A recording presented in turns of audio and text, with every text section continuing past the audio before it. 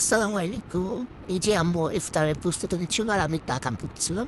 আব্বু আলুর চপগুলো ভেজে নিচ্ছিল, সেগুলো আমি একটু ভিডিও নিচ্ছিলাম। দেন আমি আবার একটু শসা, টমেটো এগুলো কেটে রাখছিলাম, সেটার ভিডিও নিচ্ছিলাম। আবার একটু পরে খেজুরগুলো ধুয়ে এনে রাখলাম। আমি আকাপ করতেছি আর কি, মাকে হেল্প করতেছি না, আকাপ করতেছি। শরবত কিন্তু আব্বুই বানাইছে।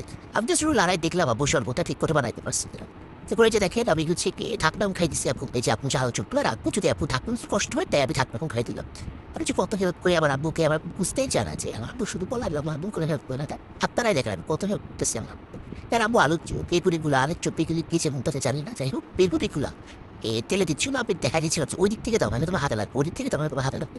এই যে আমি যেগুলো বুঝতেছি এগুলো আব্বু কোনো কাজ করে না। কেন আমি স্বর্গ তেলে নিলাম, দেখলেন তো আপনারা। সেটা হচ্ছে একটা কাজ করছি, অনেক কাজ করছি। তারপরে হচ্ছে আব্বু আলুর চপগুলো ভেজে নিল। আব্বু চিকেনের একটা আইটেম করছিল, যেটা প্রথম প্লেট দেখাইছিলাম ওকে। তাহলে আমি এই যে দেখো প্লেটটা সাজাই এটা একটু রকটক করতেছিলাম। এত যে রকটক করে আপনি যে কিভাবে সহ্য করা জানে না, আমাকে দুদিন ভালো হয়ে যেতেছে, সব রকটকটাই কিছু বলে না। যাই হোক আপনারাও কিছু করা দরকার নাই, আবার তো অনেক ভালো কাটতেছে, তাদের ব্যাপার কাটতেছে। বলে জানতো আল্লাহ হাফেজ।